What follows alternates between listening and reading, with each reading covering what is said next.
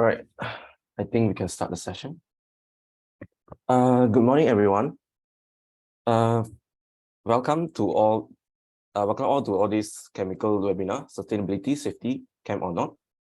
Firstly, I will give a brief introduction speech for today's event. We have a total of 3 speakers and 1 moderator for this talk. The first speaker is IR Dr. Chiu. IR Dr. Chiu is currently a speaker, a senior lecturer at the Swinburne University of Teknologi, Sarawak. She is currently an active researcher driving the biomass waste-to-wealth research. Her group works on the hydrothermal carbonization for solid fuels, pyrolysis for bio-oil production, adsorbent synthesis from local wastes, just to name a few. IR Dr. Chiu has also obtained a PhD in chemical engineering from Monash University, Malaysia. Next up, our second speaker is IR Dr. Wendy. IR Dr. Wendy is currently a lecturer at this Universiti Teknologi, Brunei. Her expertise of research falls in the area of process integration, biomass supply chain, and optimization. She's also the event director at the POPSIG and the associate member of IEMMSS, professional engineer at the BEM and other engineering organizations. All right, moving on to our last speaker is IR Dr. Lim. IR Dr. Lim is currently an assistant professor at the Heriot-Watt University, Malaysia. His research of interest includes the process integration and optimization via the mathematical modeling in biomass supply chain, sustainable processes, which incorporates the Industry 4.0 technologies. IR Dr. Lim is also involved in various projects related to process safety review, such as the HAZOP studies. Moving on to our moderator. For today's event, we have our moderator, which is IR Dr. Hao. IR Dr. Hao is currently a senior lecturer and discipline leader at the Swinburne University of Teknologi, Sarawak. He is keen in conducting high-impact research related to biomass. He has won the Young Researcher Award at both the 2021 IEMMSS Malaysia Awards and also 2021 IEMMSS Global Awards. IR Dr. Hao is also currently a secretary of the IEMMSS Palm Oil Processing Special Interest Group, which is also known as POPSIG. So before we start the event, here are the few things that require your attention. Please ensure that your current username is same as your registered full name. Please also keep your microphone muted during the event. The Q&A session will be conducted towards the end of the session. Please post your question at the Slido on the right-hand side here by using the event code or by scanning the QR. And also kindly fill up the attendance form as well. And also lastly, for you to be eligible for the Grab voucher lucky draw, you must fill up the attendance form and also the post-event feedback form. All right.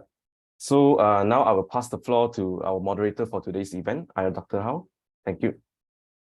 Thank you, Brian. Just to ensure that my voice is captured. Brian, is it all good? Yeah, it's all good. Thank you very much. Sure. Good morning, everyone. My name is Hsion. As mentioned, I'm the secretary of IEMMSS POPSIG. Thanks for having me here. I'm your moderators for the IEM technical talk session today. As mentioned, we will be having 3 speakers will share their experience today. The first speaker we have is engineer Dr. Chiu, who is currently serving as a deputy head of school in Swinburne University of Technology. We all know that currently sustainability is a very important matter, and bioenergy come to our eyesight because we have abundance of biomass available in Malaysia. And therefore, we have engineer Dr. Chiu to share with us on the topic on potentials of bioenergy in supporting decarbonizations. So without further ado, let's pass the floor to engineer Dr. Chiu. Over to you. Thank you, Dr. Hao. Good morning, everyone. Give me a minute while I share my screen. Okay, let me see. Can you all see my screen? Yep. Okay, great. So let's start. So thanks, Hao, for the introduction. First of all, I'd like to thank the organizer, IEM Monash Student Section, for inviting me. It's good to come back and share to your own university. So I did my PhD in Monash for a while ago. So welcome again. So today's topic is basically like what Dr. Hao introduced. I'll be talking about, how we can actually use bioenergy to support decarbonization, leveraging on the fact that Malaysia has an abundance of this particular resources. So let me start with that. Okay, my presentation today will basically first cover a outline on what is bioenergy, just to ensure that some of you may not be so familiar with bioenergy. Then we will move on to talk about some of the advantages of using bioenergy, followed by sharing of about 6 cases of how some regions in the world have adopted bioenergy to support decarbonization. And of course, by the end of this sharing, I do hope that I can get you as part of the global citizen to actually start to consider how you and everyone around you can actually contribute to the decarbonization initiative. Okay, so I will skip the part about my introduction. I think Hao and also our Bryan has done a very good job on that. So let's move on. Now, before we go any further, so when we talk about decarbonization, right? So what are we defining it? So for me, I will take it with the definition from Merriam-Webster Dictionary. It is about the initiative to reduce the level of carbon emission caused by or involved in activities such as facilities, process, or organization. I wouldn't say totally eliminate. I have to be practical. I would say reduction of the level of carbon emission. Okay, so bioenergy is basically energy that comes from the sun and also from the capturing of the carbon in the atmosphere. So it utilizes the process of photosynthesis, which is to convert solar energy, water, and carbon dioxide into plant-based biomass. So my focus of bioenergy will be the ones that comes from the plant-based biomass. So basically in the process, carbon dioxide is captured in the atmosphere and is fixed into the biomass material. So in this case, then we'll be looking at the biomass material being used as a feedstock for bioenergy processes. So where are the possible resources for the biomass? Well, we can look at biomass production on surplus agricultural land. So that means that after you have accommodated the demand for food, these are the leftovers. Biomass production on surplus degraded land. So that means that these are some land which are actually marginal usability, cannot be really used for food production, but they're suitable for reforestation depending on the type of plants they want to plant on it. Agricultural residue, this is where Malaysia is actually having a very good advantage in. So these are residues that are released together with food production. In our case, is mostly from the palm oil sector. And then next one will be forest residue. We do have quite a bit of this in East Malaysia and Sarawak and also Sabah. So this includes material that is left over from the processing of the wood industry, wood production. And then animal manure. So this is one possible ways of getting biomass. Or organic waste, this could be the biomass release after material use, example, municipal solid waste. And of course, the last one is when we say biomaterial, these are biomass directly used as feedstocks or with any material end use options like pulp and paper. So this can be a feedstock material as well. Now, when we talk about resources, then how do we actually get them into biofuel? So there are a few ways that biofuel can be generated, generally categorized as 4 main types. We call the first generation, which a lot of us are familiar with, like the biodiesel that we have in Malaysia, or the bioethanol that they use in Brazil. So these are generated from edible sources. That's why there is always some debate over this. And then second generation, which are what we call more of an advanced biofuel. So they are derived from non-food resource. So it could be waste residues, or this is where you can also get hydrogen oil, pyrolysis, or sustainable aviation fuel, something that's trending right now. A lot are second generation biofuel. Third generation was made from what we call actually algae fuel. They are produced from microalgae and macroalgae. So you can also get biodiesels, gasolines, butanol. Of course, there is a portfolio of challenges that comes along with each of this biofuel as well. And there's a newer one, which is called the 4th generation biofuel. It's not a very common category, but it has been studied in a number of studies by a few research groups. So these are the ones that focuses on actually modifying the microorganisms or plants genetically to achieve preferably a higher capacity to absorb carbon. So the carbon-rich biomass is then converted into fuel using mostly the second generation technique. So the advantage of this is you basically genetically modify it a little bit. So it becomes an artificial carbon sink. So it's supposed to carbon capture and also generate biofuel for you. So that's the four main categories in biofuel. So generally, we will categorize biofuel into two main types, and bioenergy into two main types. The first one is the traditional one, which you are very familiar, probably the generations of your great-grandparents, where you will use biomass directly as woods, traditional charcoal, and just burn it in cooking and heating. So it does power about three-quarters of the renewable energy in developing countries. So advantage is you only require low technology.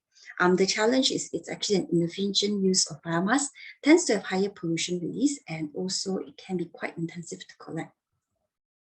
So what we want to focus on is mostly on the modern bioenergy technologies, which are actually biofuel from biorefineries, biogas from processes like anaerobic digestion residue, and also wood pelleting for heating system. So this one, the advantage is it can provide low carbon renewable energy. Disadvantage is you do need to cater for sustainable supply chain, which if anyone's interested to explore further, you can talk to Dr. Hao as well. Advanced bioenergy conversion technologies are required to make this sustainable. And why do we actually look at the use of, and why am I actually pitching the use of biomass as a low carbon renewable energy option is because it's also considering the practicality. A lot of the energy power generation system that we have in existing systems are actually geared towards a carbon-based fuel. So when we say that, hey guys, stop emitting carbon dioxide, it's just like the argument, this is just me taking plastics, okay? It's just like people telling, hey, don't use plastics tomorrow, let's eliminate it off from the whole ecosystem. That's actually not quite possible. So these things needs to be done in a transition manner. That's why we suggested biomass as a transition fuel. So biomass contains carbon absorbed from plants by plants during photosynthesis. So when you use it to produce energy, the carbon release is returned to the atmosphere. So those are what you absorb in the plant. So of course, this will require a very careful planning in the conversion pathways so that the energy penalty is not excessive and you can maintain the usage of this in a low carbon manner. So it does require sustainable production and sourcing of the feedstock, efficient conversion processes to deliver energy with low emissions compared to the fossil fuel. Now, of course, bioenergy is useful, the fact that it's flexible in context and it can be used in various manners, such as solid bioenergy, biogases that can be directly combusted in power and heat systems. And it can also be used as liquid biofuel in existing transportation application. So it also takes advantage of existing infrastructure with minor alteration. So that's why we are pitching for this actually. For instances, biomethane can be used in existing natural gas pipelines and end user equipment. Many drop-in liquid fuel can also be used in existing oil distribution network with minor alteration. So with that said, basically bioenergy is currently one of the largest source of non-fossil industrial process heat. It caters for the source. Then it comes to when it comes to broader opportunity though, there is a need to understand that the diverse nature of biomass feedstock, they don't come in a singular condition. So there are many pathways by which the feedstock can actually be converted into usable energy. So that's why we will have I have actually chosen about 6 samples. I'll just go through them briefly on how existing industry adopted bioenergy into their system. So the first one is actually a potato processing plant in Netherlands. So what they do is they install a biomass-based process heating system to partially replace an earlier one that is heavily based on natural gas. So what they do is they use the wood residue from pruning activities within close vicinity, and they use it to feed to the boiler. So the key success implementation of this project was actually the low cost of the biofuel and also the proactive engagement from the local stakeholders. Next one was a recycled paper-based pulp and paper factory in Netherlands. So what they do is in their processing, there are going to be some of the materials which are actually rejects. So what they do is they use the reject paper to replace a third of the natural gas used on site. The technology they adopted was gasification. So they were able to achieve about 30% reduction in their spent water, gas, and also electrification. For the case of a dairy product factory in Netherlands, their solution was to install a fast pyrolysis bio-oil facility within their factory. So in this case, they needed a solution based on solid residue, which was not possible because they initially wanted it, but they couldn't do it is because they have a space limitation. So then they also has a need to actually have a fuel that could be coal-fired with natural gas to be used as backup. So what they did was they opted for a fast pyrolysis bio-oil, which is able to solve for both these problems that they have. So it was more energy intensive when it comes energy dense when it comes to bio-oil, which means the bio-oil is able to take up less space on site, and being a liquid is easier to store and can be transported across the site in the pipeline. So for them, the key success of the takeoff was actually the long-term agreement with the fuel supplier and also the dairy plant itself. Next one was a paper mill in Sweden. So what they do here is they wanted to shift oil-based heating to use to municipal solid waste. Then what they do was they used to basically supply the heating through the use of heating oil, but it became problematic somewhat in between 2005 and 2008, where there was a drastic increment in the oil price. So that's why it led to this project where they find alternative way to generate process heat. So what they do here is they use the municipal solid waste to basically combust, and then they were able to generate energy not just for their own plant, they were able to also supply to the nearby village. Another one was a bakery. So you notice that the choice of industries are actually quite varied, and they had different requirements and different needs. So this one was one of the largest bakery in Sweden. What they do was they use a bio-based process heating solution. They actually utilize the green residue generated from the upstream process, because they're bakeries. They will basically have the green residues as part of the upstream when they try to make flour. So what they do is they used it as a fuel mix with grain and wood at 50-50. Then they use it in a gas-fired pig boiler. So they use it to generate heat load during their peak hours. So of course, the last one is being in Malaysia, and we said that we have a lot of biomass, then we should have an example that comes from Malaysia. So this is actually quite picking up quite nicely in Malaysia and Indonesia, because we have a lot of palm oil mill. So I've chosen the example of a palm oil mill in Sandakan, Sabah. What they do is they capture the methane gas from the palm oil mill effluents, scrub it and channel it to a biogas engines, and they generate power through these gases. So what they do here is they were able to utilize the power in their own site, as well as export it to the grids where they can sell it. So for them, one of the key takeoff was because they had a long-term agreement whereby they got a premium price for the power that they sell to the national grid under the National Renewable Energy Fund. So all in all, what we can see is that in the first three examples, fossil fuel was being replaced with natural gas, where the bio-based process heat can be integrated into existing facility designed to work with gaseous fuel. In the second case of the gasification of paper rejects, and the third case of co-firing of fast pyrolysis bio-oil, this will make possible with pre-processing biomass to gaseous or liquid form to obtain a fuel that could fit into their existing plant-specific condition. In the first case and the fifth case involving the bakeries, then this will basically biomass replacing gases, but this somewhat requires an overall system design and a combination of system based on solid biomass as a base load and a gas-based solution for peak load. Then in Malaysian case is an example of how we mitigate the use the methane gas and also the other greenhouse gas emission from the agricultural sector by substituting part of the natural gas or fossil-based gas in the power generation from the methane from the waste material. So what we can see is that all in all, in these cases, is there is a need to have high flexibility in the biomass. And when we actually propose to industry as engineers, we should also consider how we can combine the biomass with existing infrastructure. And of course, the type of biofuel that is that can be used, we need to consider what is available within their vicinity. So of course, a lot of these projects, what they will come up with is that they do have a summary that a strong long-term relationship between the industry using the fuel and the key partners are actually essential to ensure that the technology can be continuously used.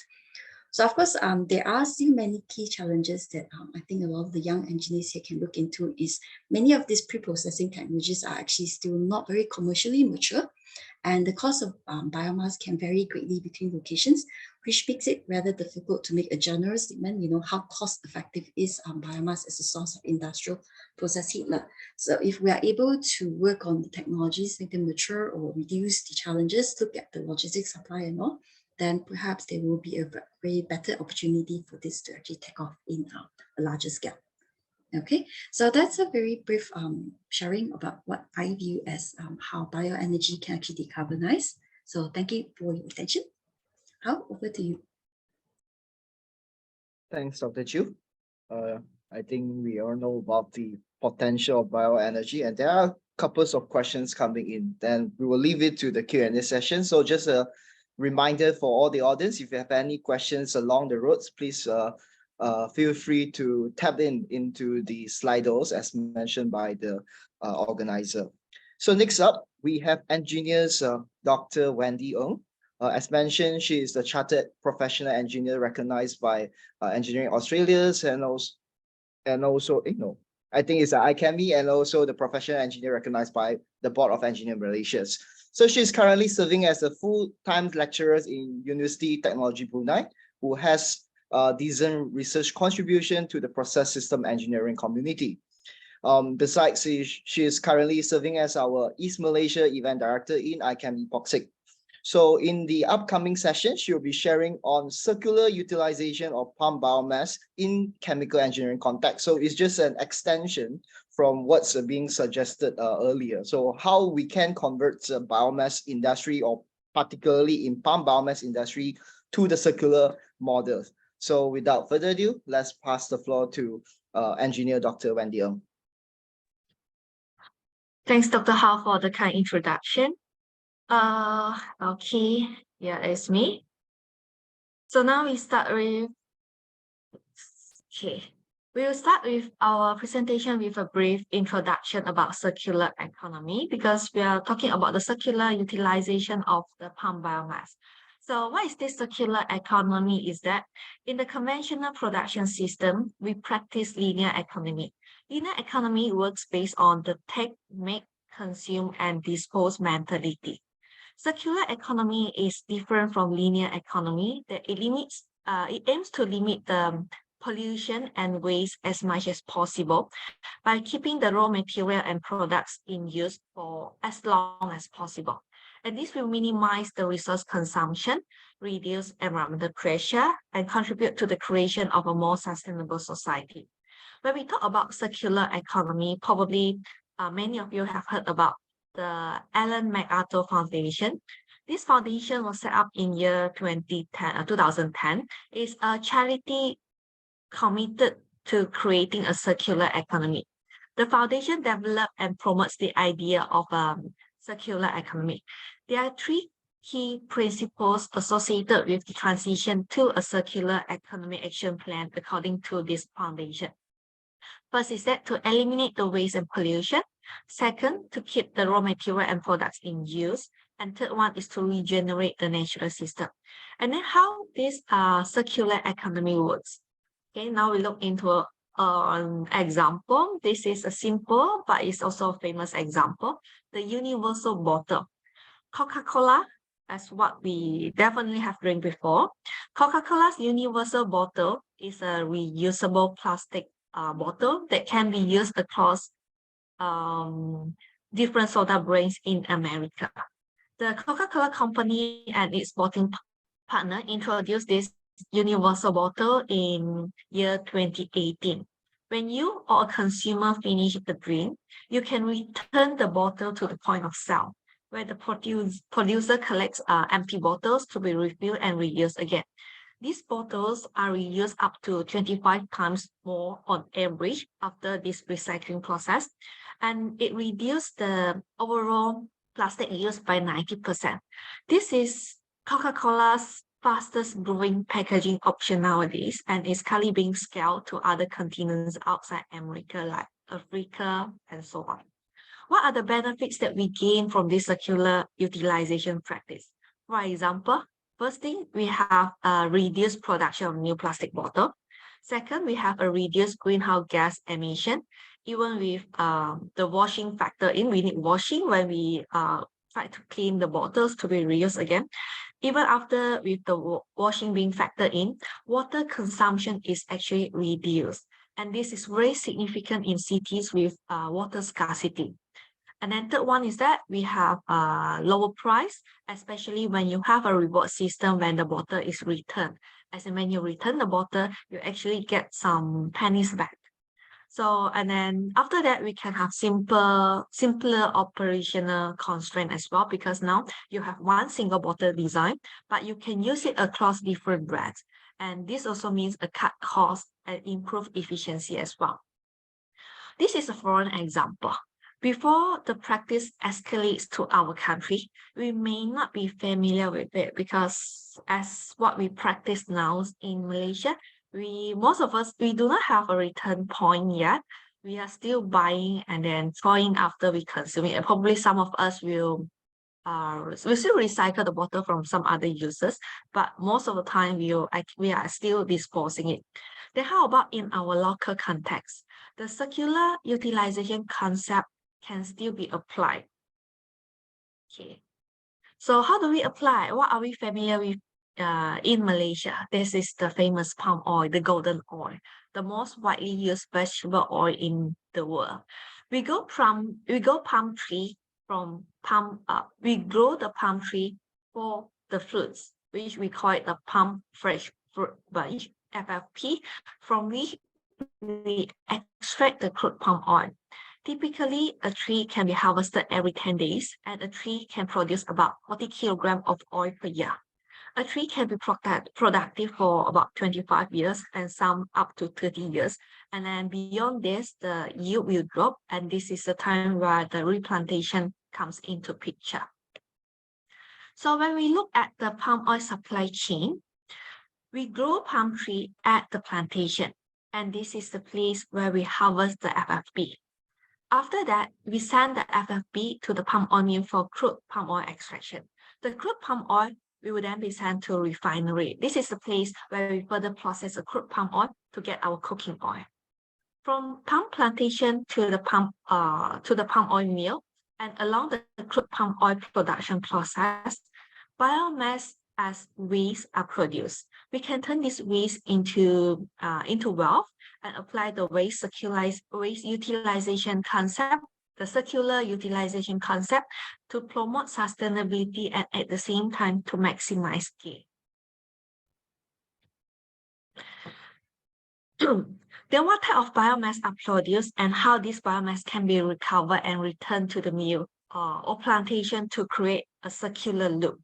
Along the crude palm oil production process, after the crude oil is being extracted, the EFB, the empty food bunch, or more frequently referred as EFB, the short form, the EFB, the fiber, and the shell are left over, and the palm oil meal effluent is generated. This biomass, like fiber and shell, they can be incinerated directly for energy recovery, and the energy recovered can be used to power the operations in the mill. Palm oil meal effluent, it can be treated to produce biogas, which the biogas can also be used as a fuel, like that has been presented by Dr. Chun just now. And then EFB, it can be further processed into value-added products like organic fertilizer, as shown in this diagram, or long fiber, and so on. What is shown in this diagram is only a typical loop that is well known in the industry. This does not limit to what it has been done. It can be done further. For example, EFB, it can be processed into fiber mat, and then the fiber mat can be used as a weed control mat or landscaping in plantation. This is another pathway of loop that can be formed that is not indicated in the diagram here. And of course, we have much more loop that can be formed on our own interest. We can see that upon returning the material or energy to the upstream point, it forms a loop that practices circular utilization of material. It eliminates the waste, and it also regenerates the nature. It actually fulfills the 3 strategies proposed by the foundation actually. Okay, therefore, each type of the biomass, and of course, the biomass that I mentioned just now is just some of the biomass produced in the oil mill. We have actually more biomass that is produced in the plantation itself. For each type of this biomass, if it requires processing before it's being reused or recycled to the mill or the plantation, then we will need a treatment or conversion technologies. For example, in the example just now in the diagram, in the organic fertilizer example in the previous slide, the fiber or the EFB, they have to, when it has to be composted into fertilizer, we need a composting technology. When we want to recover the energy content from the palm kernel shell or for power generation, for example, we will need a power generation system and so on. For each type of the conversion processes, we actually need a conversion technology. For continuous sustainability and improved technology efficiency, we will need technology. A single technology, for example, composting for the organic fertilizer and pump pelleting system to produce pellet from EFB or fiber, or the anaerobic digestion is required to process the palm meal effluent. This single technology does not solve all the problem or what we call, or does not tackle all the biomass that we have. Therefore, we actually need an integration of technology. In the chemical engineering context, as we are here, we are all chemical engineers, and probably we have some audience from other disciplines, but most of us are chemical engineers or to be chemical engineers. In the chemical engineering context, we can apply process integration. Process integration is a holistic approach to design and operation that emphasizes the unity of the process. It is a powerful tool for designing and optimizing processes in terms of efficiency and sustainability. Through process integration and process optimization, we can form a complex system, or more frequently referred to as a biorefinery, that adopts the circular utilization concept to maximize the use of the waste to generate the maximum gain. And the gain can be economic gain or environmental gain, or sometimes a social gain as well. Any gain is of our interest. From there, we practice sustainability. And this, with this process integration, we actually form a loop, of course, a complex loop that improves profitability, reduce resource consumption, and also reduce the waste generation. And how do we form it is on how do we integrate the process, and also how do we design our process, which is a core element in our chemical engineering syllabus. Thank you. That's all for my presentation, and we'll welcome questions in the Q&A session later. Thank you, Wendy. Yes, I can see the synergies are pretty clear. First of all, we have Dr. JJ talking about the bioenergies, the potential of having that, and then Dr. Wendy come in to talk about process. And then next up, we want to further enhance the process, and therefore we have engineer Dr. Edwin Lim, who will be talking on the potentials and challenges of Industry 4.0 in the palm oil industry. So just a brief introduction. Engineer Dr. Lim is currently holding the position as an assistant professor in Heriot-Watt University, Malaysia, and also delivering courses which related to process safety, plant design, and everything related to process integrations and optimizations. So particularly in the Industry 4.0 area, he has been continuously working with the industry's stakeholders to understand the challenges and subsequently explore the potential strategies to facilitate the deployments of the IR 4.0 technologies. So without further ado, I will pass the floor to Dr. Edwin Lim. Over to you. Thanks, Dr. Ha. Yeah, let me quickly share my screen. Okay, all right. Okay, thanks for the introductions, and also thanks for the organizer to basically invite me to give a talk in this session. Yeah.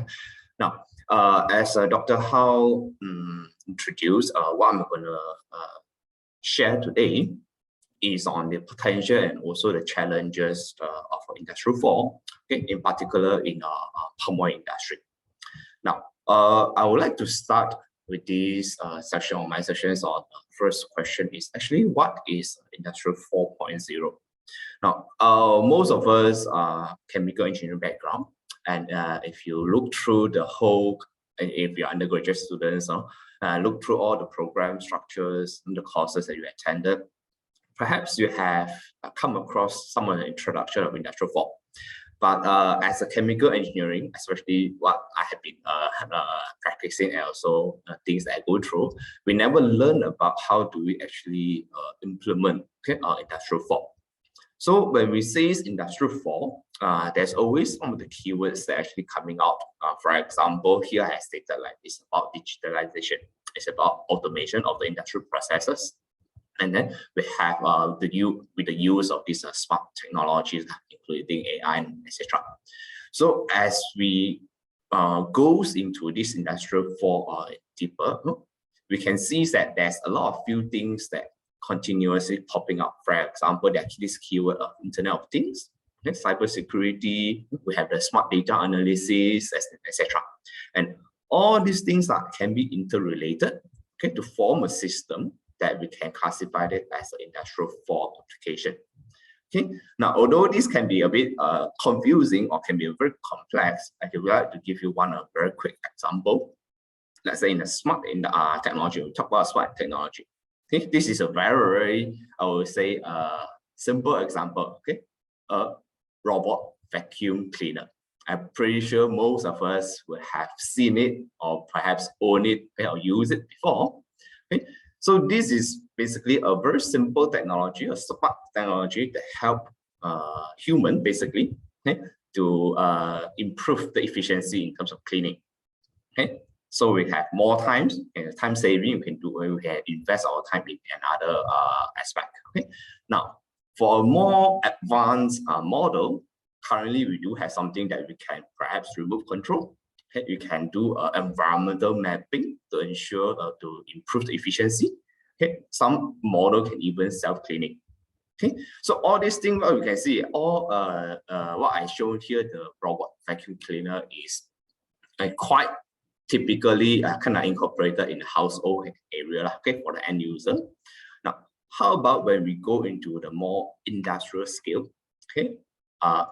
This is basically a large-scale version of the robot vacuum cleaner. Now, actually, recently, after MCO, I bring my family to a vacation. I was surprised that I see similar kind of this robot vacuum cleaner actually in the airport. Now, of course, technology-wise, it's not that impressive, but the things that impress me is that, being in the airport where there are so many people walking around, some even there are people sleeping around in the airport, and there's so many foreigners, they do able to employ such a the robot vacuum cleaner to ensure the things is safe. And of course, at the same time, the cleaning standards has to be there. Yeah. So I remember that my daughter actually pointed this to me and asked, "Hey, Daddy, what is that?" Then I said, "Oh, this is a robot vacuum cleaner, a bigger one, bigger than what we have at home." All right. Then she is very, very excited. Next to it, around that area, there is this machine. And of course, I take the opportunity to tell to say that, oh, this is the conventional type, where there's a human. Okay, the cleaner will sit on it, drive it around, and then to clean the floor. Okay, and then as we are waiting something over there, and then the robot vacuum cleaner actually finish up the task. Okay, so before that, I did tell inform my daughter to say that now we have the robot vacuum cleaner, so the cleaner don't have to be there. The cleaner or the technician can do something else to be more efficient. More things can be done. Okay, but somehow the things happens that once the robot vacuum cleaner stop, okay, I noticed someone actually sleeping on the sleeping on the chair. He just stood up and then he just go to the robot vacuum cleaner and then try to attend and try to finish up the do some setting and cleaning up. And that moment, I know that person that has been sleeping all the time is actually the technician of this robot vacuum cleaner. So it's kind of like eating my own words to say that it's getting more efficient, but in fact, the technician is just sleeping all the time while the robot are cleaning. So that actually give me kind of like some idea or some the things that for me to think of, like, is it actually a smart technology a better implementation? And if yes, is it how much better it is? Is it like we just let the robot to do the cleaning while we are just sleeping at the side? Or how can we make it better? Okay, and if it is a better option, okay, should we invest into it or should we not? So as we ask this kind of question, now we can relate back the smart technology into basically the engineering practices we have been doing. Okay, especially for chemical engineering, we're looking at the economic of the engineer and processes and etc. Okay, so when we go back to the palm oil industry, if you look at the industry itself, okay, different stages of industry also would require different technologies, and also in this case, if you look at the oil palm plantation, okay, basically that plantation will require huge labor work, harvesting, even applying pesticide and things like that. So at this point, we can say is that most of the activities, okay, in the plantation are still relatively old, okay, manual, which we are somewhere in Industrial 1.0 when we talk about the revolution, industrial revolutions. Okay, in the palm oil mill, okay, we do have the mass production, okay, but we do not have much of the automation or even control. Hence, we can say that it's still at Industrial 2. But when it comes to refinery downstream processes, oleochemicals, okay, where we have the advanced control, basically what we learn in the process control and things like that, that have incorporated those, okay, those industry will be at least Industrial 3, moving, and also they are moving towards Industrial 4. So if we look at it, the palm oil industry alone, okay, at different stage, will require different technology, where maturity of technologies are at a different level. So how can we basically move the whole industry towards Industrial 4? Okay, this is something that is quite challenging. And here I'm going to share some of the recent work of my team that has been tried to incorporate, try to see what are the things we can do to enhance the Industrial 4 integration or development, especially for the palm oil industry. Now, as part of the slides and in my introduction is I was actively and I am actively involved in process safety, and also I'm involved in various industrial projects regarding HAZOP. Okay, so I'm quite familiar with the HAZOP methodology. I know that HAZOP methodology is a methodology that we use to identify hazard. Okay, something that we know the process, we want to see what could happen, what could go wrong. So I adopt the same technology or same approach. Instead of looking at that safety, I look at what are the things that we can do, or what are the things that we already done in terms of this Industrial 4 or smart technologies in the palm oil industry. Okay, so I adopt the method. Basically, the idea is if you look at different stages of the process in the palm oil industry, and each of the stages, we see there is a potential implementation of Industrial 4 technology or a smart technology. And you can see for different process, okay, the things that require or can be implemented will be slightly different. Okay, so this shows one, or can conclude one thing is that to implement Industrial 4, this is not something that we introduce one thing and apply to all. Okay, it's a specific implementation for different technology or different processes and different activities. Okay, hence there is always a unique solution or unique implementation for different process. Okay, now the next thing I want to share is this is just a I would say quite a conventional mathematical modeling approach, but we try to propose a smart usage. Okay, in this case, we try to optimize the oil palm harvesting in evacuation pathway, okay, using a mathematical modeling. Now, what I did is for all these dots, okay, basically the graph I show here is these are the tree, okay, basically in the plantation. Now, if we know the tree, and if somehow if we know in this case, if you look at this slide here, the B2, okay, if we can identify which of the dot, meaning the tree, has the fruits that we need to harvest. Okay, that means we can now generate a map, okay, to optimize the pathway. For instance, okay, if the B1 here, if all the tree needs to be visited, okay, by the farmers to do the harvesting, of course, the model will show us this is the shortest pathway.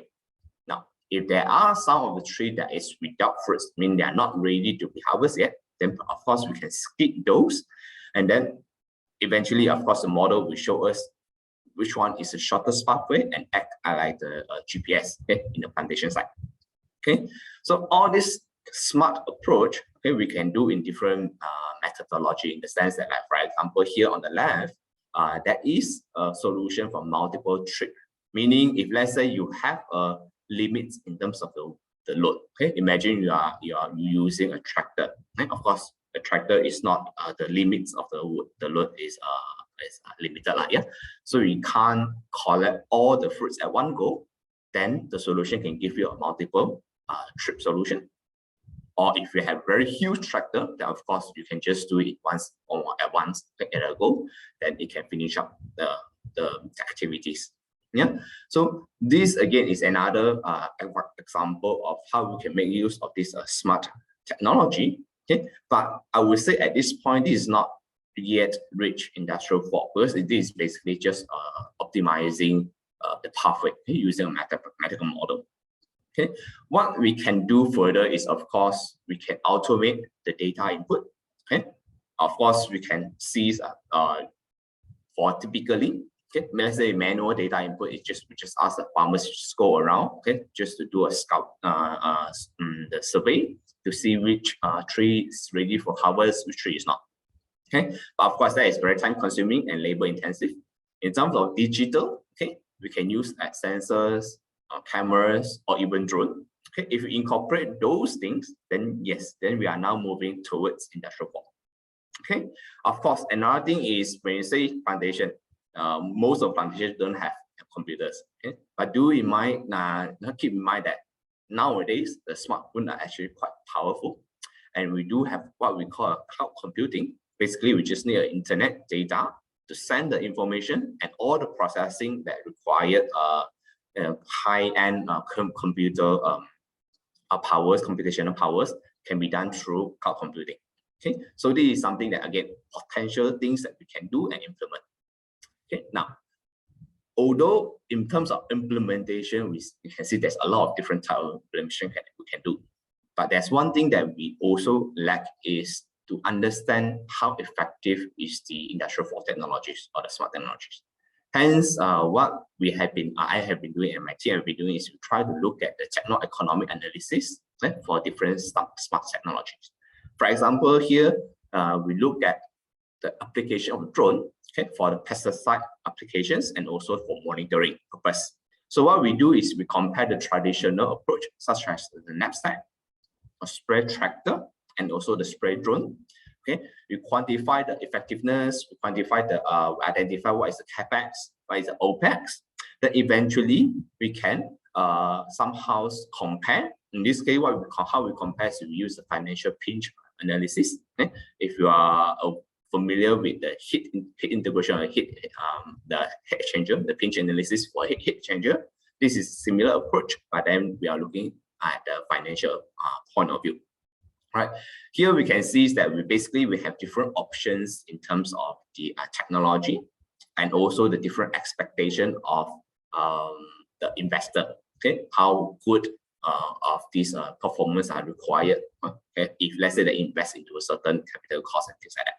Right. So here we can do a comparison between the traditional approach and also the smart technology approach. And to me, this is very important for many of the stakeholders, at least, especially the bosses, okay, to know should they implement this smart technology or not. If they do, what is the expected return? And this is something that engineers have to tell them, okay, what is the expected performance. Now, apart from the economic point of view, we also can further expand this into a sustainability or even a safety point of view. Okay, so make it all-rounded sustainability performance comparison. Okay, again, From our quick analysis, we have shown that smart technology do able to improve the efficiency, okay, the safety, and also the reduce the environmental performance. Okay, so overall, it able to increase the sustainability performance of this system. Now, of course, there are a few challenges that when we talk about this. Again, I just quickly go through. For example, when we say industrial 4 or IR4, okay, the cost estimation is actually quite challenging. And because of the rapid development of the technology, cost continuously update, and that create quite a challenge that how can we effectively quantify the impact and also justify the investment. Okay. Another thing I want to in line with the Dr. Wendy's point of view in terms of circular economy is when we talk about a new investment, actually we also can implement the concept of circular economy. Okay. For example, okay, typical knapsack previously in the pesticide application, they just invest into knapsack, spray, that. Okay. Of course, the reason why they use tractor, okay, same thing, just improve the efficiency and then to reduce the labor cost. But let's say we go into the drone, okay, or want to invest new thing. Okay, although let's say we talk about spray drone, it also can help us to in the pesticide application to reduce the labor dependency and cost, etc. Okay, we should look further to see how we can make use of the drone in other activities. Right? Meaning that after we invest in the drone, we don't want to waste our investment into just one linear approach. Okay, for example, I give one example. Let's say we remove the pesticide tank. All right, the drone actually can be used to look at the visual inspection. Okay, just as a visual inspection, remote inspection, and then if let's say we replace with a smart spectrometer, then basically we can improve or incorporate AI into it. Okay, so now we invest in one thing, but then the application can be further developed into different approaches or different activities. All right, so basically this is what we the things that we introduced as one of the circular approach or circular economy approach in terms of investment into the industrial 4 technologies. Okay, again, when we say all these things say are easy than done, when we talk about the challenges, okay, especially when we say different interactions, okay, the upgrading process can be challenging. We can have software hardware compatibility issues. Okay, forward or backward compatibility is something that we should consider. Okay, again, and also the cost of upgrading can be also a challenge to ensure that we never know in future what will be the cost and how much will the supplier charge us. So again, this is something that we have to consider, okay, when it comes to all these things. Okay, now this will be my last slide of the presentation is how can we move towards industrial 4 and what is the future? Okay, first of all, digitalization to me is very, very important. Okay, so we have to get the data in the digital form for us to process, okay, and also to analyze, especially the big data. Okay, so if the processes are very conventional or very manual, okay, this is something that we should think of. How can we digitalize it? Second is when we talk about a simple and repetitive operation. Okay, this is the place that we can try to automate using robot or even drone. Okay, again, a lot of all these things may have been successfully implemented in various industry. Okay, but again, in the let's say palm oil industry, this is something that we can look into. Okay, especially refinery is very easy to be done, but then in the upstream is something is quite challenging. Now, the last part is about harmonize between human and the machine. Okay, meaning just back to the example that I shared earlier is once we implement smart technology, is it we do not need human or the human can just sleep and let the robot to do the work? Okay, or is something that we can do further? Okay? So this is where we come in as a key thing or one thing that we introduce. Okay? Some of the research introduced, which is industrial 5. Okay, so industrial 5 is more on smart technology and also harmonizing and also collaborative interaction between machine and human.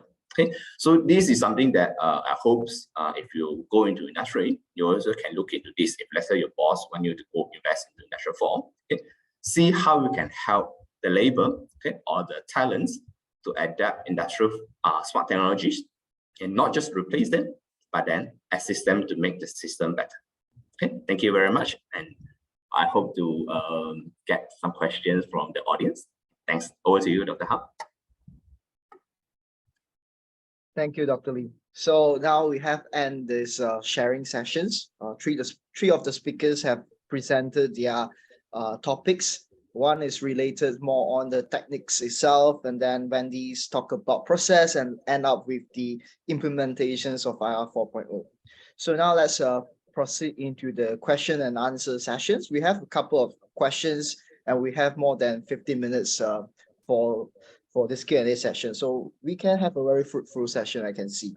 So since I think all the speakers are sharing a very similar expertise, I think I would deliver the question to the speakers, but I don't think we need to restrict lot. Let's say after the speakers have answered, the other can top up accordingly. So let's start with the first question that I have on my hand is about, I think this delivered to Dr. JJ. So we talk about bioenergies, the potential of using it, but there's one common issue faced by palm oil industry is like this rise of greenhouse gases. Does it actually using bioenergy where there's also emitting carbon emissions, does it actually helps in sustainability? Interesting. Okay, says that there's a rise in greenhouse gas in the environment. Okay, when we say that we use bioenergy, right, as long as it's carbon-based, then your mass and energy balance will tell you that you are gonna still release carbon dioxide back into the environment. So we still use bioenergy. It's if we're talking about carbon-based bioenergy, then we will actually be looking at trying to ensure that in the process of converting the material into your bioenergy, you have minimum energy penalty in the process. But when it says that the palm oil industries often face issues of rising greenhouse gas emission, right? I think it'll be good also for the participants that ask this question to actually join some of the seminars that we give in POPSIG. Then you'll know that there is a lot of initiatives done in the Malaysian palm oil industry to actually achieve net zero. So if you're asking about, can you actually take away fully carbon if you are using bioenergy that is carbon-based for energy generation? The answer is no. Your mass energy balance will tell you it's not possible, but the idea is to reduce it. Now, can we actually fully take it away? Then this is a rather interesting question. If you want no carbon emission, then you should have no carbon in your fuel to start off with. So there is a very interesting, this is just my take, okay? Nothing to do with my role as educator whatsoever.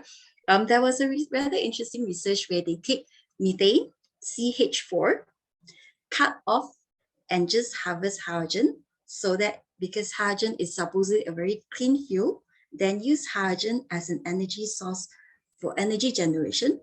So when you look at it as from an energy perspective, does it make sense? Because methane is already a fuel. You invest so much to cut the chain just to take the hydrogen so that you burn it later and you declare that, hey, I have no carbon emission. So this is what I would like everybody to consider. So we say that, hey, let's not use any, it's just like they say plastic is very bad. So ladies and gentlemen, take a look at yourself from head to toe right now. Is there anything that is not related at all to plastic? First thing, consider the material for undergarments. Yeah, take those away, you can start from there, okay? So I would say that let's not look at carbon emission as a very bad thing. The idea is actually, why is it being amplified? Is I think we are getting out of control. So anything in excess is bad. So if we're able to actually control the emissions, right? I think Mother Nature is actually able to accommodate our presence as well with the use of carbon. So that's my take. Thanks. Yes, that actually leads to another question, maybe pointed to Dr. Wendy as well. Like, you see the questions, the first one is net zero, also mentioned by JJ just now, is actually a lofty goal, or is it, because sometimes it doesn't mean, doesn't really leads to wealth for the companies. We talk about ways to wealth, but when we talk about net zero, it's more, does it actually convert into techno-economic feasibility in that sense at the moment? At the moment, it depends on the technologies that's being selected. Therefore, we actually have process integrations. One good thing about the process integration is that when you have one technology that is not really earning money, then when you chip in another technology that is earning more money, then you can actually balance the income, balance the economic benefits, as in at least you don't lose money when you have both technologies being adopted. Why do we, since we know that, okay, since let's say technology A is not earning money, but technology B is earning money, why do we need to have both A and B to balance out the economic benefits? Is because sometimes there are some responsibilities that we have to take, just like our mother nature. We have to take care of it. This is part of the social responsibility already. For example, we have palm oil meal effluent. The treatment previously in the old times, palm oil meal effluent, when we treat it, is something like we just spend money. We do not really get any income back until later, where we actually collect the biogas and then we use the biogas for energy generation, power generation. If we don't collect the gas, and of course, when you collect the gas, you need investment. And then if we don't collect the gas, and then it will just be, you just release it to the atmosphere. And then if the palm oil meal effluent, if you don't treat it, then you discharge it, then you pollute our environment. It's a matter of something that you have to do or something that you choose. It's between something you have to do or something that you choose to do or not to do. So it's just like the ways that we have. When we talk about the palm biomass, the solid biomass, not the palm oil meal effluent, it's the same. If we don't treat it, if we were to dispose it, it may cost money as well. And if we treat it, probably we convert it into value-added products, then probably it will cost more money and the gain may be less. But one thing is that you are actually maximizing the life cycle. You are actually extending the lifetime of the value-added product, or you are actually retaining it from polluting the environment directly when you dispose it, just dispose it. So when you talk about, is it a lofty goal? It depends actually. It depends on how do you see the environment, and then how much is your desire to protect our environment actually. Yep, totally agree on that. Totally And, agree. yeah, so especially when you say about whether we want to think about whether this is a need, we need this, or actually we want it, actually quite a call with what Dr. Lim showed on the slides. Like when you want to talk about IR 4.0 technologies, do we actually want it? Does it actually help us to reduce our workload or give us contribute to the better economic efficiency and stuff? So this question I'll pass to Dr. Lim, because I know you also is an expert in life cycle analysis as well. So what's your take on this? Like, is it does IoT or the industrial 4.0 technologies help in enhancing the feasibility of net zero carbon emissions? I at this point probably I cannot comment whether it can go towards net zero or not, but definitely this is something that we can look into. Like I shared earlier, when we say technology, yes, we do have the technology ready, but how do we make use of the technology and how do we quantify the impact of the technology is something that, to me, we have to look further and in more detail. Okay, so for example, one of the things that I shared that is we can look at the economic point of view, we can look at the sustainability point of view. Okay, for instance, okay, the things that I can think of, let's say a drone. Okay, if we use drone, definitely we need electricity. Okay, when you say electricity, then we increase the carbon footprint as compared to, let's say we ask farmers just to walk around and harvest. To me, on surface, then of course, ask farmers to do something, the carbon footprint is much lesser, right? So so this is something that you see, but we are sacrificing the efficiency. So perhaps we need to use a lot or many farmers to do the same task. And if we want to go for life cycle analysis, you see, if we want a lot of farmers, we need to somehow hire them. If it's foreigner workers, we need to somehow import them and their logistics, their transportation. So that also contributes to carbon footprint. So how deep they want to analyze. So this is something that is a gap there. Yeah, so that's my take on that. So yes, efficiency does improve, but to what extent? Okay, so unfortunately, I can't give yes, no at this point. I can tell that this is something we need to do. This actually answers one of my doubts. During your presentation, you showed that in the palm oil industry, there are different segments. Each segments are representing different industrial revolution. Plantation is more on IR 1.0, is more on the labor intensive. I have a question like why plantation doesn't go to mechanicians. I think you have answered that questions. But here is another question popping on the screens is related to you. Suppose like by the end of your presentation, you touched about the social risk. I suppose like does the technology actually steal the job from the human beings?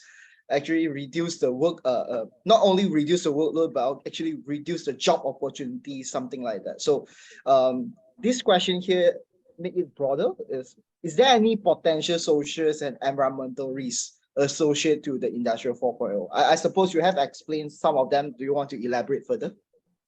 Yeah, sure, thanks. Yeah, I mean, we are at the era that technology's development is very, very fast. Okay, if you look at like smartphone, I don't know, 10, 20 years ago compared to now, like I say, like now everyone holding basically a supercomputer if you compare to like what 10, 20 years ago. So we have to understand how do we can adapt, okay, in this situation. I have come up with something that in my slide is those repetitive work, okay, can be easily replaced by robot. Okay, so if you're aware of this, then should you go and master the skill of doing repetitive work or not? Or you should master a skill of maybe how to improve the process itself or evaluation of the process itself. So as an engineer or in my case, in our case, it's chemical engineering. Okay, to me, analysis or new novelty or the innovation is something that we should do, or we should invest ourselves into instead of okay, I know this task, I'm good in swiping the floor. Okay, how fast you swipe the floor will not improve your value. Okay, so these things already have a robot to do it. So this is a thing. So yes, it will have impact, but we should also understand the impact and adapt ourselves. That's my take. Okay, thanks, Edwin. So now let's turn the topic slightly to another angle. I will pass the question to Dr. JJ. In your presentation, you talk about different generation of feedstock and you introduce briefly on the difference between them. There's a question related to, okay, because second generations are using the non-edible feedstock, which is really very good. So why does the researchers or the industry are having interest in going towards or investing or researching on the third generation biofeedstocks? Okay, a very good questions. It did took us a while as well. Me and the collaborator here in Swinburne, we were actually previously looking at third generation biofuel. Then we realized that, yeah, it is nice. So okay, back to Dr. Howe's question first. Since you have second generation, which doesn't compete with the edible food source, then why do you need a third generation? Well, as what Dr. Edwin says, we do need to adapt and progress with technology. So why did third generation come forth is because they are algae. Supposedly you can genetically modify them. So it can produce nearly 10 times more the amount of biofuel from the same land footprint. So that basically is one of the key advantage of the third generation biofuel compared to the first and second generation. So it is also carbon neutral. Of course, with that said, there are still some challenges in the use of third generation, like at least for my own perspective as a researcher, when we want to implement this, then we realize that it may not be adaptable to all ecosystem. Yeah. So why is it gaining interest is because number one, it can generate higher energy content compared to the surface area that it withstands. But do bear in mind that we're looking at microalgae. We'll be looking at tiny little plants, and you need to squeeze a drop of oil from that tiny little plant. So imagine if you want to generate enough for bulk supply. So that was one thing that we were previously looking at. So it is basically for the participants to consider whether, why is it becoming interest? Because like all things, it trends, but is it applicable to all? You may want to consider your ecosystem. Okay, so that's my take on third generation. I do like it, but we do find it technically hard in the lab to squeeze oil out of the little plants as of now.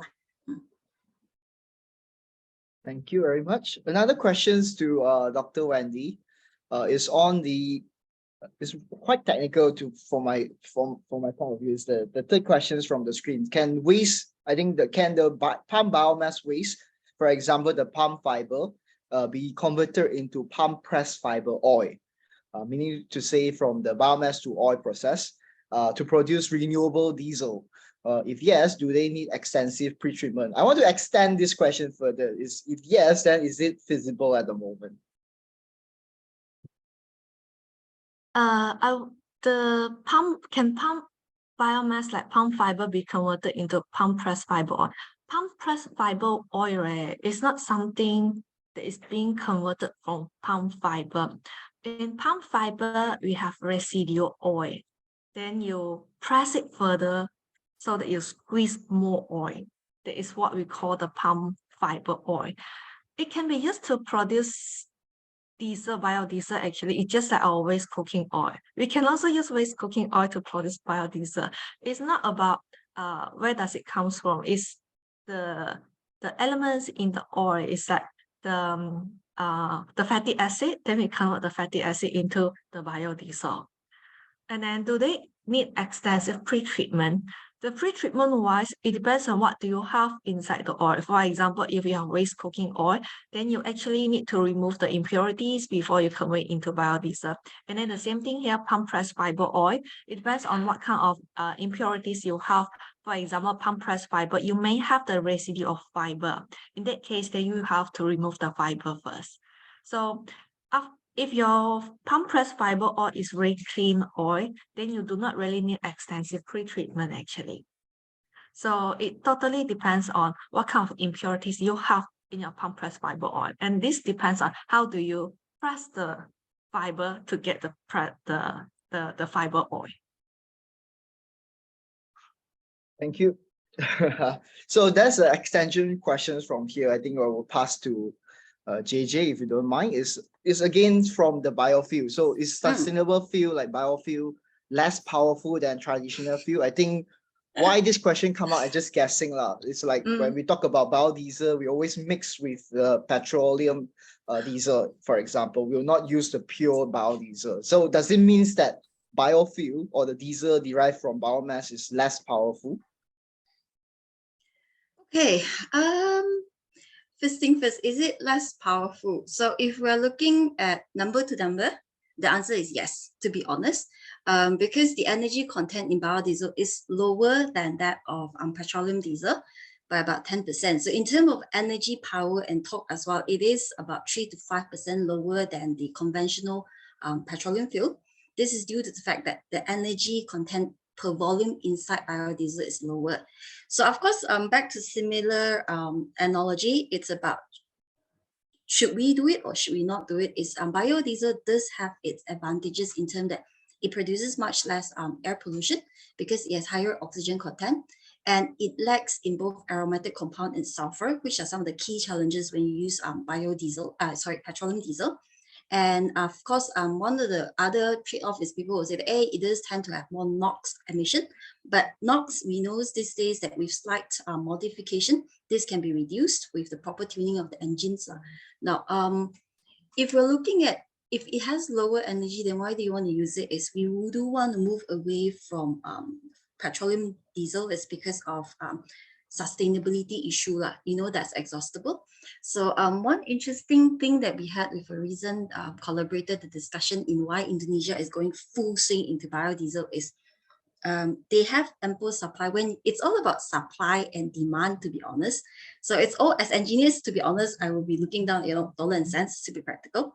Okay, so if you have ample supply of oil, let's not talk about, it's waste oil or, it's palm oil, but if ample supply of oil, your country does not produce diesel, you have the technology to produce biodiesel at moderate or low pressure condition, low temperature condition, and you're able to produce it at a cheaper price. You are able to reduce the price. This is what a lot of work in catalytic catalytic reaction in biodiesel is actually focused on right now. We can discuss this separately. So if you're able to produce your own biodiesel in your own country from your own, whatever is the source, compared to you have to buy diesel from other people, petroleum diesel from other people, then it makes sense for that community to actually want to adopt this. So yes, it is lower. It has 3 to 5% lower performance. But if I'm a consumer and I'm able to acquire this at a better rate, I think that's where we will go for. So as engineers, it's all about how we can actually meet the demand of the community.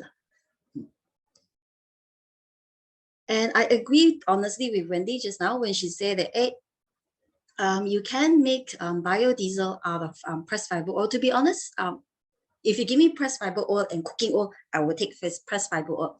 For engineers, we do not discriminate our resources. All what we try to do is to make sure that they all come into a similar quality. Then we feed it into the system. Whatever comes in, the system has to adopt it. So that will tie to, there was one question about what is the key challenges in bioenergy for decarbonization?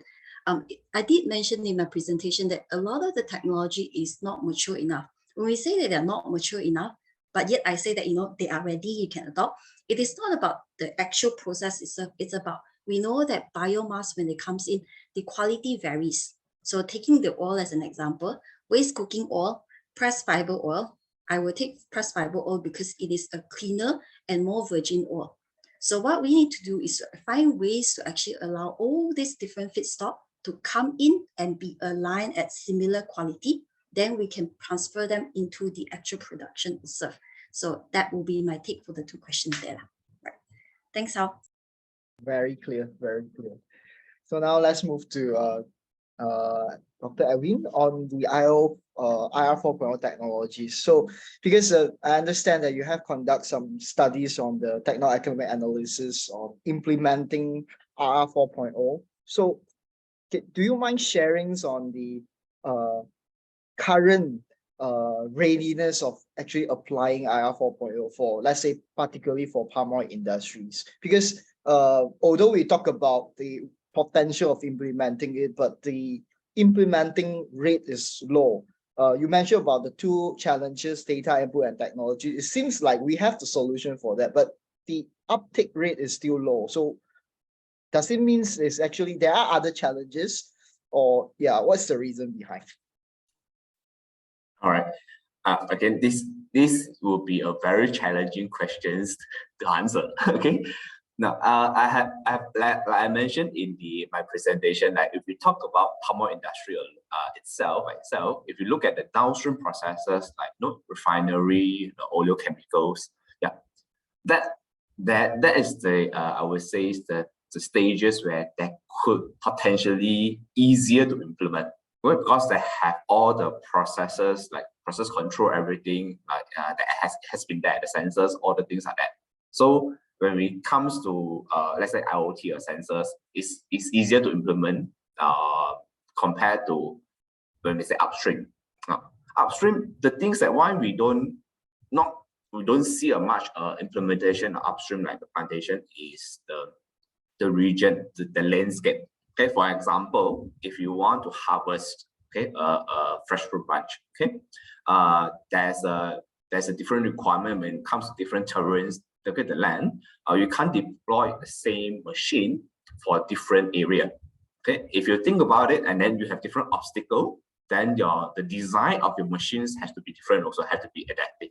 Okay, and if you are the boss, you say that, okay, I invest this machine, but I can only do it in this area. I have another plantation, so I cannot do it. You have to buy another machine for that. Okay, and also the height of the tree also is another thing. So as the tree grow, different area, the height will be different. So then you will say, okay, maybe this area, the attachment is A, and then you need to extend attachment B in for another area. And even though we have these technologies ready, let's say, is the farmers or the talent ready to adapt? Okay, meaning you need expert to know, okay, for area 1, this is a set of the adds-on so-called technologies to be implemented. Area 2, we maybe need to change the tire to be a different tire and things like that. Okay, so now we are talking about talent. So that are the challenges. And that's why recently, or if you see it, a lot of time then when they look at these smart technologies in the plantation, they look at drone first. Drone is something that's flying. Even drone will have also problem, like we have the canopy, the tree canopy. We have to, are you driving above it, or are you flying the drone below it? Below it, then it could be a potential problem. Above it, you were just looking at the surface, okay, looking at the tree. Okay, maybe that's easy, just monitoring, easy, can be done. Okay, but if you going through within the tree to capture, let's say, look at the fruits, that's another challenge. We don't talk about the lighting yet. Okay, lighting also different days, different shade of the clouds and this. Okay, we'll have different results. So again, you can see, although we have technology there are a lot of fine tuning have to be done, and that are the reasons that, especially for upstream plantation side, we still not yet implement. These are the examples that you can see that there are challenges. Yeah. Yeah, that reminds me, I think 10 or 20 years ago, we have a monkey robots in the plantation, but it doesn't work, something like that. And you talk about accuracy. I totally agree on one of the challenges of the implementing the drones or AI is about accuracy. Because all the point of implementing it is to reduce the job. If it has a high accuracy on predicting the rightness, it saves our job, saves our time. But if it doesn't, they actually create another layer of work to double check. Yeah. So I want to extend the question to Dr. Wendy about accuracy, because you talk about process integrations that need to combine with different technology, different processes. Sometimes it may across to different industry as well, I suppose, right? The waste from another industry can be the feedstock of our own industry. So there's a lots of informations that need to be shared. So does accuracy of the data actually affect the effectiveness of process integrations, and how would we do to overcome it, for example? It's a big question, but yeah, I want to hear your point of view.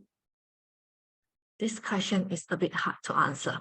If we have accurate data for to design our process, of course it's good. It's just like our design project, right? When we estimate our cost, it's just a preliminary cost. You won't get a vendor cost. And then in the end, we keep refining it. It's the same for our process integration design, actually. When we first design it, probably a gross data is okay. But when you really want to implement it, then you have to use the accurate data. And how do we get the accurate data?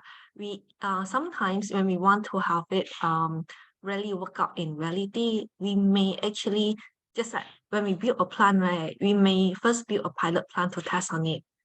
So that we actually cross-check our accuracy of the design, accuracy of the data, to cross-check with the efficiency and so on before we really build a really big plan. So in that case, accuracy of the data, it is important. If you have, then it's good. If you don't have, then you can have a preliminary design. And then of course, when we talk about other data from other biomass and so on, this depends on how the capability of our technology. For example, we have gasifications, right? Pyrolysis gasification, like what that has been presented by Dr. Chiu. All this we can for the same technology, we can use different feedstock. Just that, can that technology actually capable to convert that feedstock into the product that we want at the same or higher or better efficiency, better yield, and so on. In that case, it's not something in the scope of process integration already. We can integrate it, but in the end, the performance is that it has to be go through experimental work.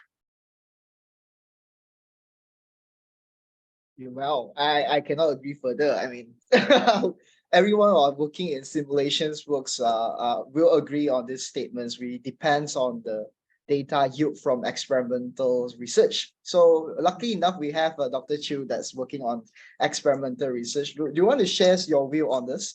Because generating data or generating insights based on experimental relies on researchers working in this area, but I suppose there are a lot of challenges on conducting it. Do you mind sharing on that?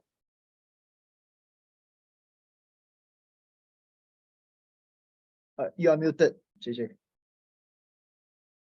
Can I ask a question before I answer your question first? How many Sure. data from simulation, a simple case study that you do in simulation, say any simple one on pyrolysis, how many data points do you need for a reasonable prediction? Dr. Erwin, do you have an answer for this?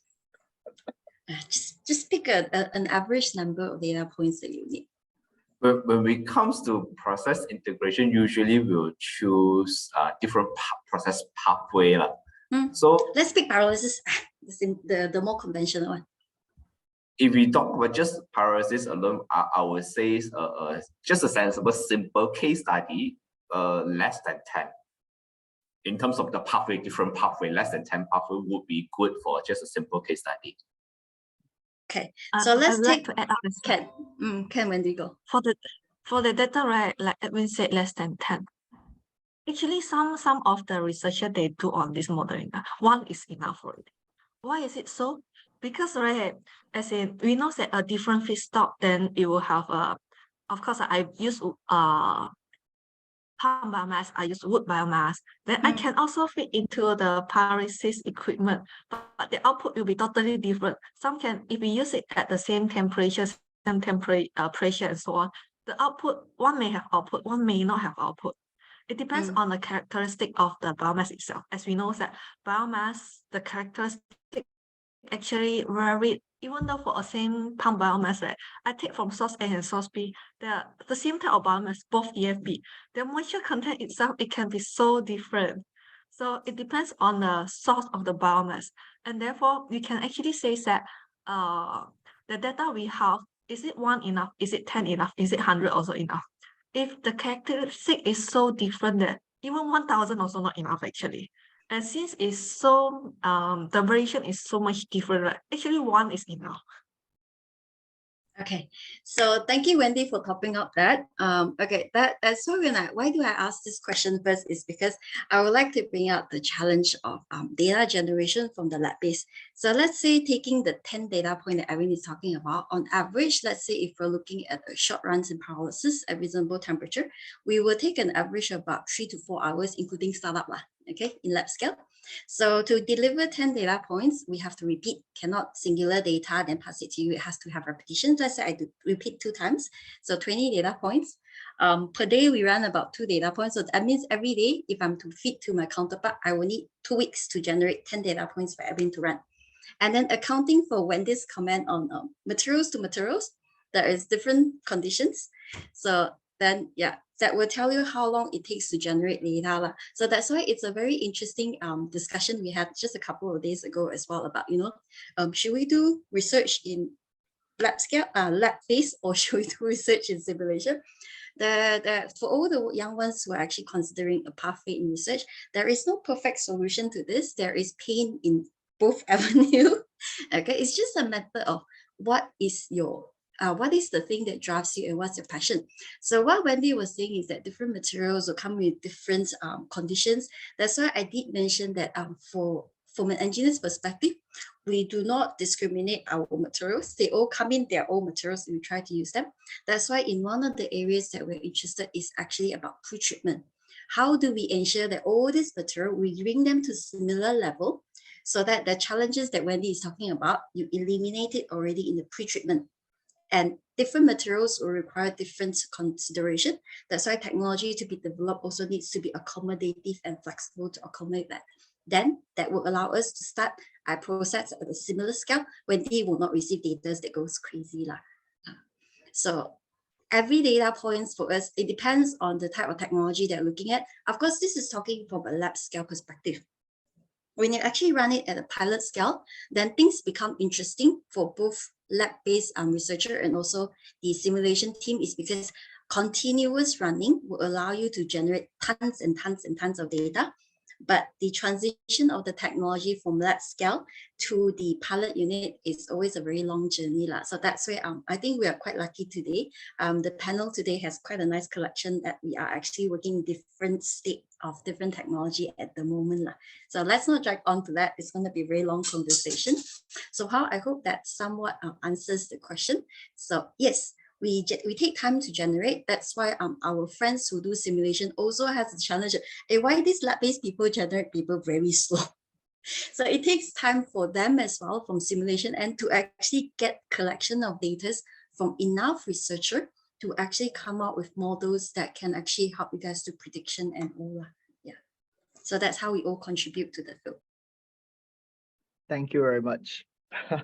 All right, so the next question is the question pop on the screen. I think these questions, I think we can open to all the panels to fit in the feedbacks, because all of you have experience in both industries and also in academics. So I suppose you can give us a good feedbacks on this. Like the question lies on this, like for the current chemical engineering students that have not exposed to industrial 4.0 knowledge, I suppose not only 4.0, but also the other data-driven technologies like artificial intelligence and so on, can they still catch up with these skills?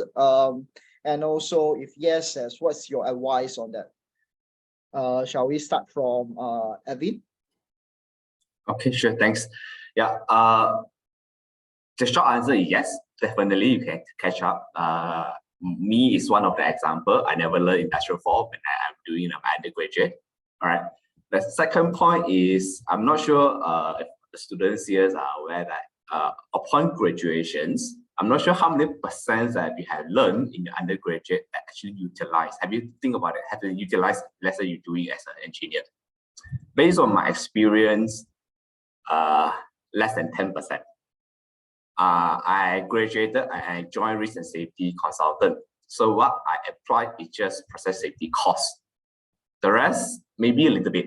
So I would say throughout the 4 years of my undergraduate studies, I applied less than 10% of it. And the rest, I learned from that. So this is just the different things that you will be learning, okay, once you graduated and then you are developing in your future career. So what you want to learn. So if you want to learn more on industrial 4, okay, join the industry that doing that, or even developing the technology for that. Okay, if you don't want to do that, okay, you can join a conventional engineering, either a consultancy company or doing process like for plant design things, or even you want to join sales, okay, to be a sales engineer, or when you sell insurance, okay, go ahead. But that's why.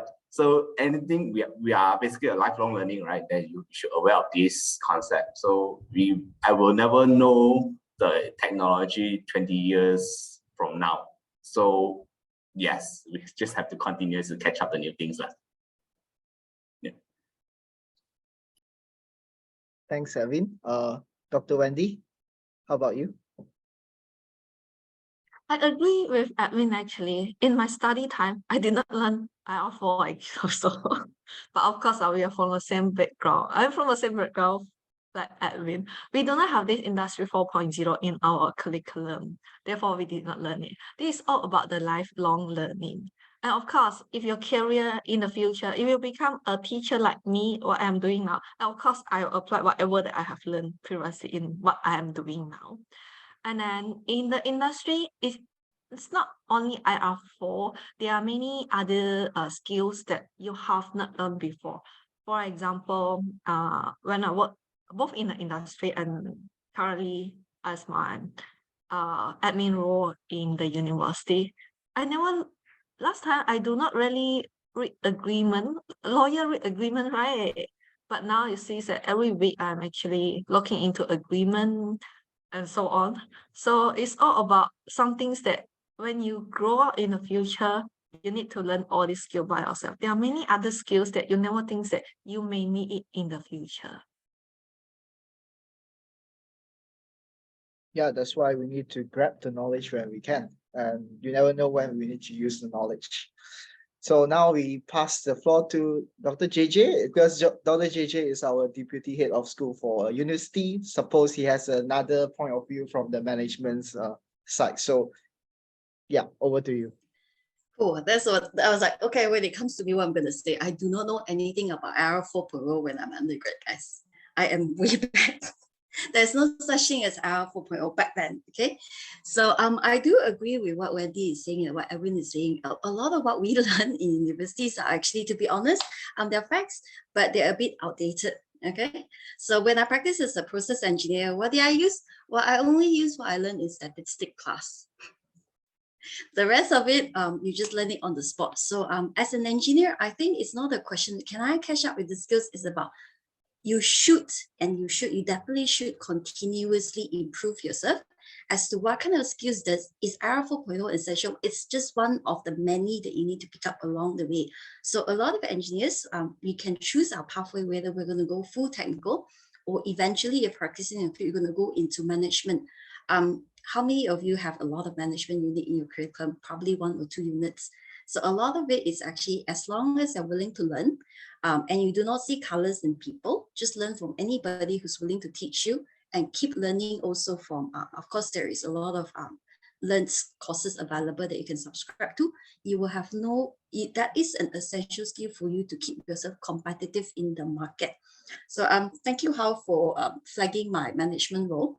So I did not learn management back in my school as well. I come from a generation that management is not a unit required in our curriculum, but we learn along the way and we attend a lot of courses. So as engineers, yes, you definitely have the capacity to learn and keep learning. IR 4.0 is just one of the many that you should keep learning.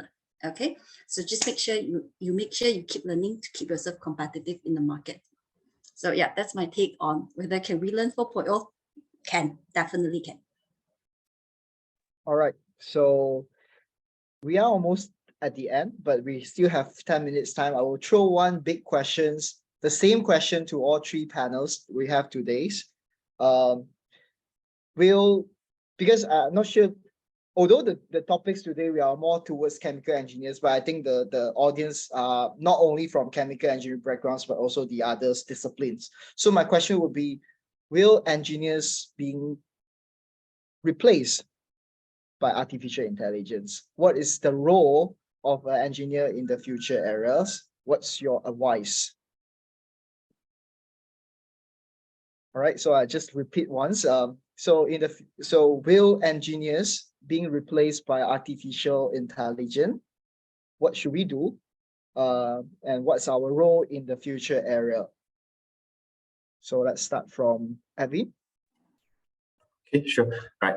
Now, when it comes to like artificial intelligence, all those things, a lot of times to me, I'm not explaining that, but then they use historical data, okay, to do the training, and then they try to estimate or forecast what will happen if, let's say, there has certain trend happen.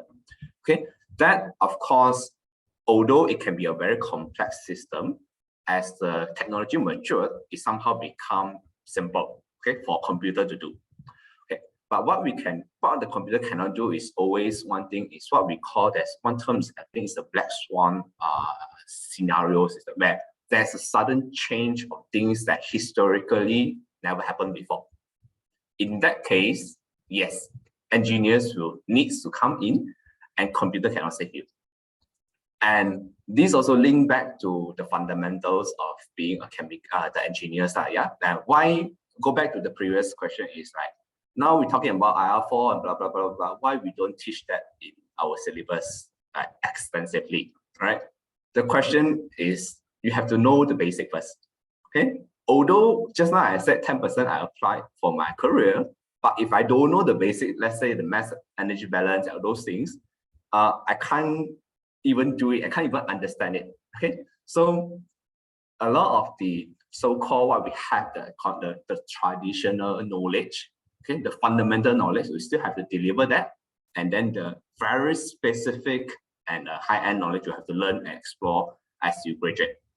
So yeah, so once you have understand your expertise, this is the place that you need to develop, and then human has the capability to basically to innovate new solution and things where at this point technology cannot, a computer cannot yet. I don't know if 10 years later or 20 years later somehow they're able to do that, then there's a time that we start to worry. But at this point, I don't think we need to worry on that.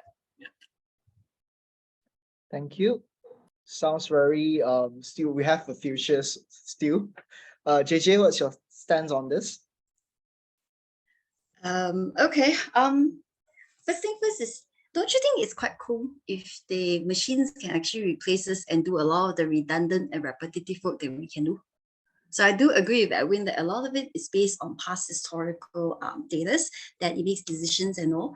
But if the robots are able to replace so-called engineers, which is what the current defined role as engineers that we do, then it does mean that humans are very adaptable. It means that in the future as an engineer, I am able to actually move forward and do more advanced things. So wouldn't that be a lot cooler than what we are doing right now? So I don't see why is there this urgency to, hey, what if engineers get replaced in the future? The idea is we are supposed to keep learning. So if robots can come in and replace all that redundancy thing, I don't know how many of you guys have used ChatGPT as an example. I was pretty excited. So sorry to say, but as a manager, one of the things that we have to do is we write a lot of repetition letter. Then I was like, can it do it? Wow, straight away, few seconds come up. I was so happy. And I was like, yes, now I can free up more time and do more advanced stuff that requires me to think and to make decisions. So my take of it, there is no need to fear that, hey, can engineers be replaced? The definition of engineers being replaced is the definition of our current job scope, or what is the usual defined capacity that we do. If it can be taken away, by all means, take it. Then we can actually do more advanced job. That's my take of it. Okay, I can answer you, JJ. It can. ChatGPT can generate a very nice letter. I know, I've tried it. I was kind of happy that I was like, can we make robots and those technology in the field a lot smarter, so we don't have to do a lot of the repetition work. So the ones who have practiced may echo it, is a lot of our daily jobs are actually repetitive. We want to do more advanced studies, more process improvement, but you are actually bogged down by a lot of this repetitive work that that they don't need much of my brain for this. Yeah. So if technology can take that away, AI can do that. Take it, please take it. Yeah. So that's my take on it. Thank you. Wendy, over to you. I agree with Edwin and JJ actually. As in, there are pros and cons with this AI. From what I see is that in the future, probably not near future, definitely some of the tasks will be taken over by AI, but we really do not need to fear, like what JJ says. We keep learning, then we can do other things that AI cannot be done. And then if there's one point that AI is so powerful to replace to replace us for our tasks, right? Because AI is also controlled by human, like the ChatGPT. There are also nicer things that stop researching in ChatGPT. So it's all controlled by human. When the threat is there, right? It's the human's decision as well. Just like when I have for example, Android. When my Android one day, I'm not going to offer the Android service to the public, then you don't have the Android, right? Then you need to find other alternative. When we don't have the AI, then you need to find other alternative. Then what is the other alternative? Do the previous engineers that we have, right? Or the future engineers that we have. So it is on the human's decision in the end, actually, whether the AI will replace the engineers or the AI will not replace the engineer. Actually, I have one more take here is that whenever anyone talk or ask about this, will AI or robot replace human? I want to ask back, like, if let's say you are sitting in the class or what, right? You just look next to you, your colleagues, your friend. Okay, ask the same question: will your friend or will your colleague replace you? To me, that is more scary than AI replacing you. So you need to know your value, you need to advance to increase your value, then you will not be replaced. So if you can replace by AI, long before that, you already has been replaced by your colleague. So that's in career or wherever it is, it's how it is. So you should, if you want to fear something, fear your colleague. Okay, don't fear AI. Yeah, but be collaborative. Yeah, that's just a collaborate. So advance together. All right, that's the management or the lecturer should say that. But in the other way, fear human more than you should fear human more than fear robot. Thanks, Elvin, for the very interesting point of view. Usually moderators will not comment too much, but I would like to chip in slightly. I think I do agree for all the panelists, and if AI does replace someone, it will be the person that doesn't know how to use AI. So if you know how to apply AI, I don't think we need to fear. And to be honest, the fearfulness to the job security is always in the history, like in the first revolutions until the last revolution, and it will not end at this revolution. The next revolution will always fear something because it's uncertain. So just embrace whatever opportunity you have. Be active in learning, enjoy the learning path. Then if you are enjoying keeping growing, then you should not be afraid of the AI. As I said, the AI will always replace the person that doesn't know how to use. That's it. So yeah, I would like to take this opportunity again to thanks all the panelists we have here today. Thanks for your time. I believe it's a fruitful session. So I'll pass back the floor to the organizer, Bryan. Over to you. Okay. Thank you, Dr. Wendy, Dr. Chiu, and Dr. Wendy for the fruitful Q&A session. And thank you, Dr. Hao, for the interesting questions. All right, so before we end the session, I would like to promote our upcoming event that falls on the 13th of May, which is Beyond the Blue Skies, Aerospace Engineering. With this event, we have the honor of inviting a very knowledgeable speaker to speak on the topic of aerospace engineering. So if you are interested, please make sure to sign up for this event. And also do keep up with our latest activities and events. You can follow us on the Instagram. And to enjoy more benefits like this webinar, you can sign up as an IEMMSS member through the QR code here. Lastly, let's end this event with a group photo.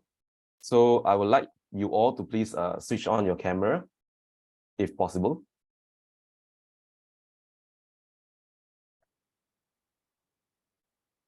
Don't be shy. Yes.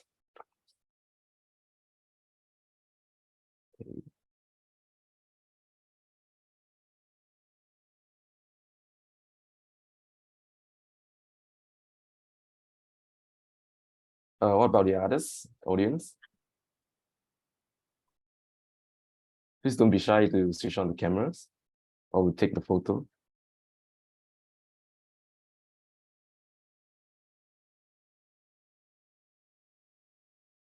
Okay, it's all right. Jackie, can you take the photo? Yeah, sure. So on the count of 3, 3, 2, 1. All right, done. Okay. So I think that's all for today's event. Once again, thank you to all three speakers and our moderator for today's event. Without you all, this event would not be successful. And thank you all to all the audience here for coming today. Yeah, I think that's all for today's event. Yeah. Thank you. Thank you. Thank you so much. Have Thank a you so good much. weekend. Bye-bye.